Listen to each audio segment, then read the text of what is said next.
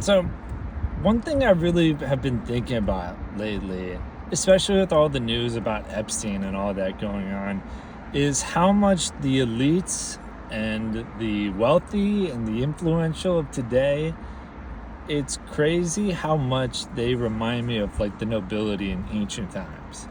And not even that ancient. If we're thinking back to, I think even to like Louis XIV, which most people don't know, but he was a king, uh, basically the longest reigning monarch in Europe. I think till Queen Elizabeth.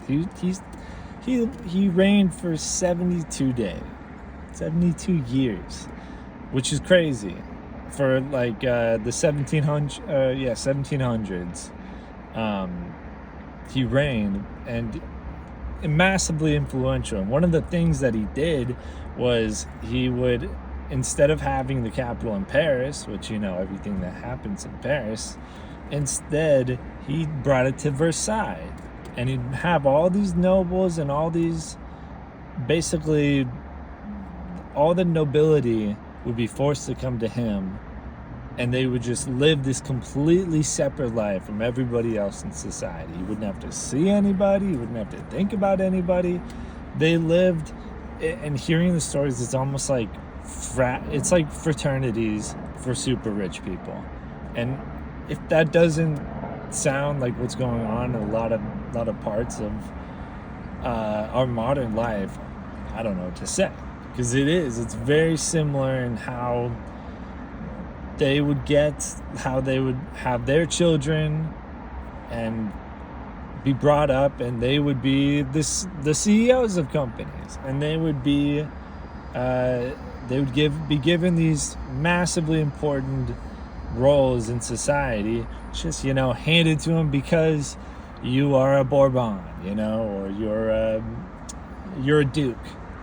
And so, in the same way, we have companies who are passed down to their kids, and those kids have high roles, and they don't do shit to deserve it.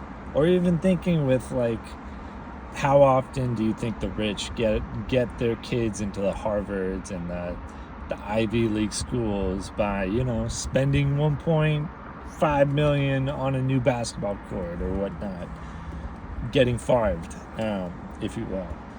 But yeah, they're very similar in the sense that they can get away with so much, and I'm thinking specifically with the judicial system, where the rules just don't apply. And Epstein, learning more about Epstein and his case, it's so clear that the same rules in life, if you Joe Schmo got the same things, so if you were convicted for, I don't know, something like child pornography, horrible, awful thing, and you get put away for life. If you're Jeffrey Epstein in 2007, you know what you get? That's right, a nice, cushy. You get the like, even when you get arrested, I'm sure with him they had like the nice fuzzy handcuffs. He got a nice place.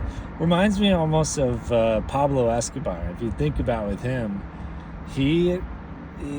him and, like, if you've ever seen Narcos, and some of that's a little bit exaggerated, but he really did live in prison, and it was more like house arrest in a mansion, and he got all sorts of people come by. He got exotic animals. He just had so much wealth and power and influence, and it ran so deep, in the same way that I feel like our American judicial and our departments, they're compromised, and they don't work the same if you don't have wealth and power and money. And those things matter extraordinarily. So instead of passing down, in a way, it still is the same blue blood, where you're, instead of a name of nobility, you're still getting that upper echelon of life just by having your name and your father passing down whatever, or mother passing down whatever wealth they have. You still get as many legs up as possible, as many chances.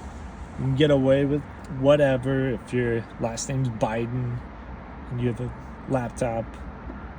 Neither here nor there on that. But it's just the rules are different, and it's fucked up, and it's so shitty that we don't have the same rule of law, and that's not a good sign for democracy. That's not a good sign as a republic. That's bad things happen when there's injustices that are allowed to happen. And who knows with Epstein? I mean, we know that there's most likely a multitude of countries that are involved in this and that don't want this to get out. And so I think in ways, from what I understand, Epstein would do tasks and do things to curry favor and win over influences of certain countries, so they would step in to stop him from getting into trouble as sort of like the quid pro quo of the situation. But yeah, that's all I kind of want to think about. I mean, it's just the nobility never really left. They lost their titles, but they kept their influence, and now anybody can get into the club. You just got to make $1 billion. You know, easy shit, easy thing. We can all do it. We'll all be there someday, right? But yeah, that's all I got to say on this. See ya.